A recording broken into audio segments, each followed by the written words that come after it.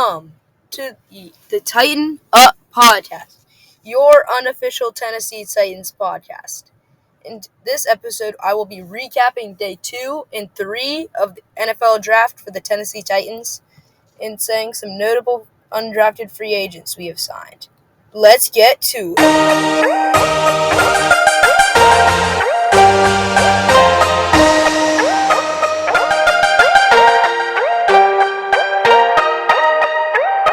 With our second pick of the NFL draft at pick 38 on day 2, we picked T'Vondre Sweat, the nose tackle out of Texas. He is a huge human being. He is 6'5", 366 pounds, but he was said to play over 6'8", 380 at Texas. He is a great run stopper, and he can occupy double teams when he is double teamed, which he probably should be. He can shed blockers easily, can push blockers into the passer, possibly. He can also be used in goal line because that's going to be very, very, very scary sight. Running back trying to run through T'Vondre Sweat. His pro comparison is Jordan Davis, and he won the Outlander Award, which is for interior linemen, either offense and defense. So, it's not the best. But he got a DWI, which wasn't exactly his fault. Like, the guy ran into him, and he was drunk, so that was his fault. But if he didn't get ran into, he wouldn't have, been that. He's known to drink a lot, and he's a class clown. Even after Randy Carthon said we took people off of their board because of character concerns. And so if that's true, then why did we pick T'Vondre Sweat? It's a very confusing pick, and I don't exactly like it, but he is probably going to be a good player, and he's also only going to be a 2-down player. He's an interesting prospect. I'll just put it at that. He was an 81 grade for the Titans. In my opinion, it's probably more of an 85. And I'm going to give this pick and be generous and give it a C+. Because of the character concerns, and he's only a 2-down player. He's probably going to get tired. With our, at pick freaking 106, I think? I don't know. With our next pick, we pick Cedric Gray, the linebacker out of North Carolina. He is such a good player. I think that he could be one of the best linebackers in the league. He is 6'2", 234 pounds. He was the 4th best linebacker according to ESPN in this draft, and he was the 51st overall rank. He was very productive. He led all Power 5 players in tackles, 279 in the past 2 seasons. He's a good run defender with good closing speed, and he has a burst to fill gaps and blow up plays before offensive linemen get a chance to square up. He's probably going to be a strong side linebacker or weak side linebacker, whatever. And Kenneth Murray will be the other one. So he's going to be running at the guy and have to get taken up by a blocker, and then Cedric Gray comes in and finishes the tackle.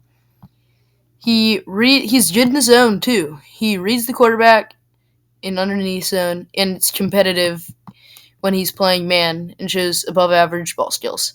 He had 5 interceptions and 18 passes defended when he played at UNC. His pro comparison is Patrick Queen, who made the Pro Bowl last year, so I think that this is probably a good pick.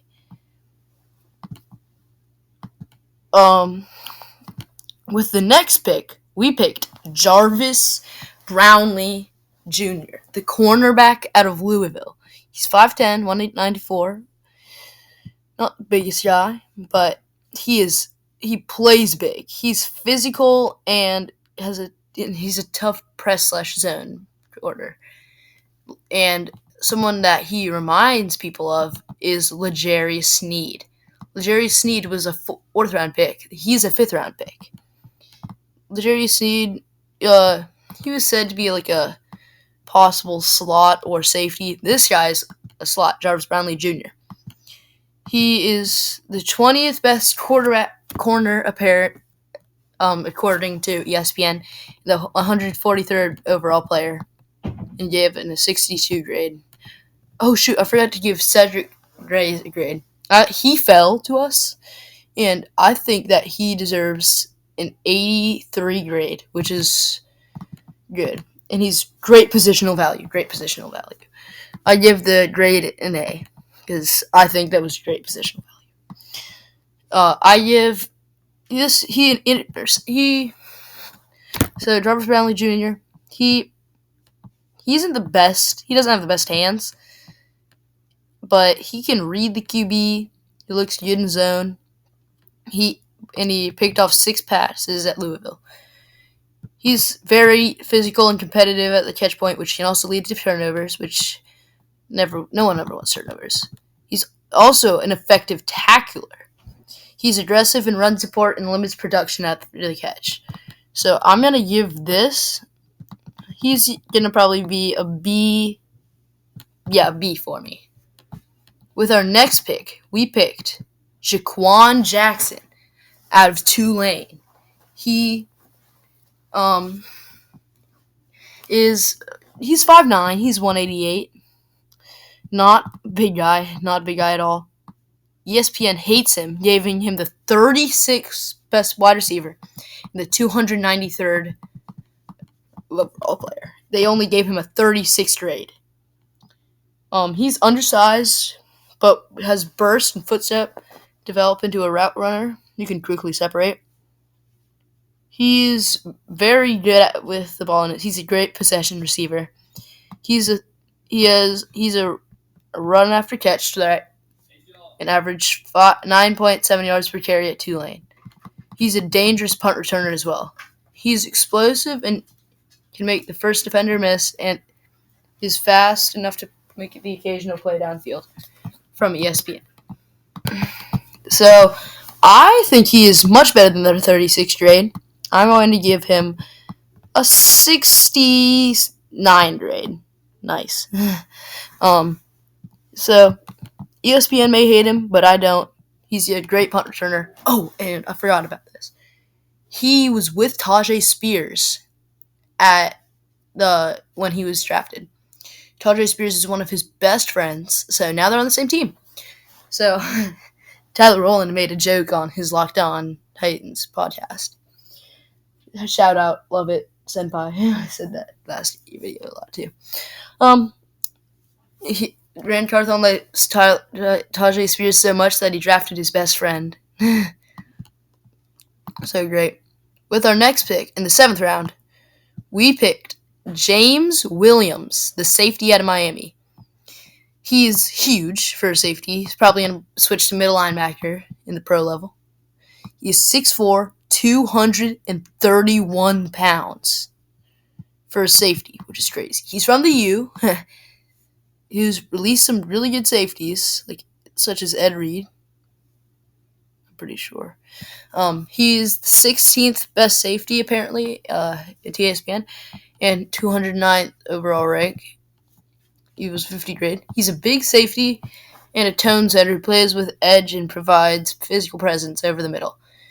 He's a very hard hitter who knocks ball carriers back after contact. He has outstanding length, and it's good on tape. He can reroute pass catchers and doesn't have to be in perfect position to break up passes. He can keep blockers off his plays and cast a wide net as a tackler. And he's good against tight ends and running backs in coverage. So he just sounds like a linebacker. I think we could just move him to a linebacker who's just there to cover people because that's what he does. He be a T.J. Edwards, Quincy Williams, if I think those are guys.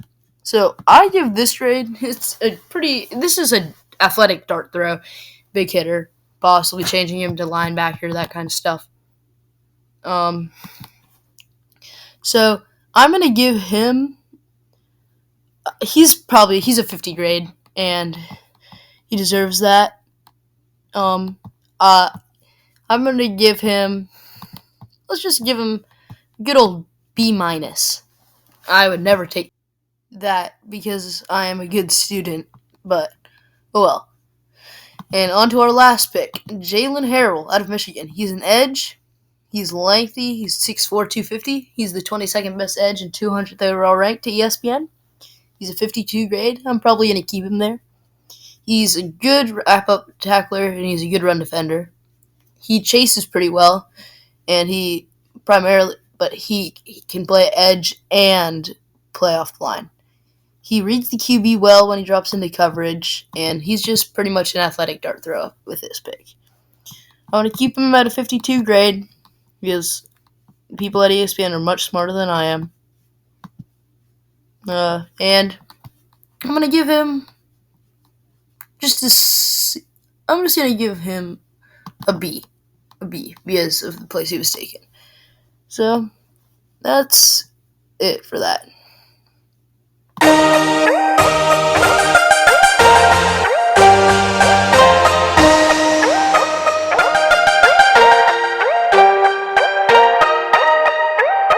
Okay, with that, I will talk about the UDFAs that we have signed so far. UDFAs are undrafted free agents, and the people that go undrafted, it's like a mad dash to get, if there are good ones, to get the good ones. I'm going to go quickly over them and what it says. The first guy we got was running back Jordan Terrell out of Barton College. He was a D2 All-American at Barton College, and he signed the Titans. He was considered one of the top running backs in the D2 of the last 3 seasons, and led all levels of the NCAA rushes through Week 3 in 2023, and all-purpose leaders for D2 in 2023. So, I'm happy we got him. Good. We got offensive lineman Brian Dooley out of Eastern Michigan. So I don't know much about these guys because I don't look at everybody. David Martin Robinson out of Temple, he is with the Titans. Jabari Small, a running back out of Tennessee. I love him. I'm a Tennessee fan, go Vols, and he was our number 1 guy before Jalen Wright took over and had a really good year in 2023. He's like kind of a red zone back kind of guy. He had good stats. He's a great player.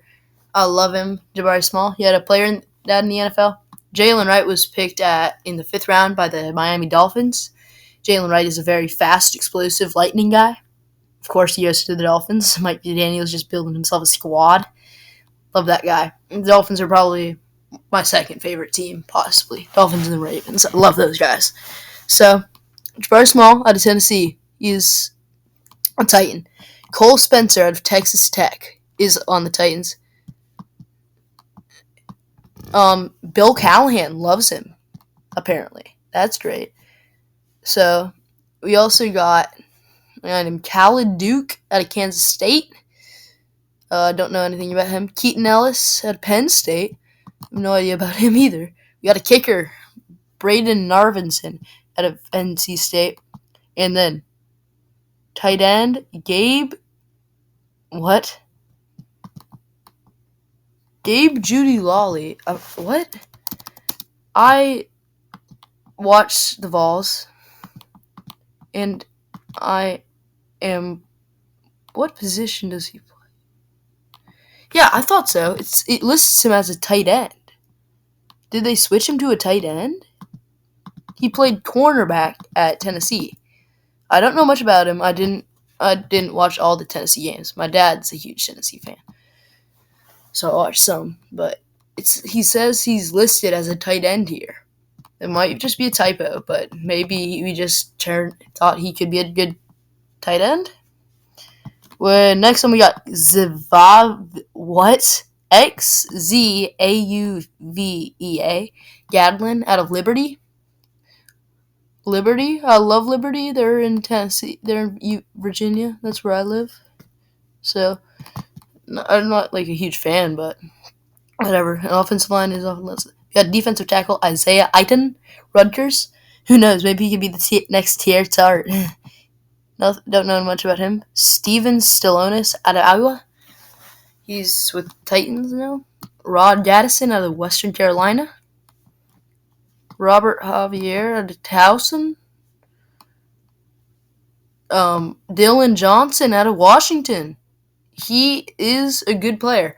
I remember watching him in the national championship college.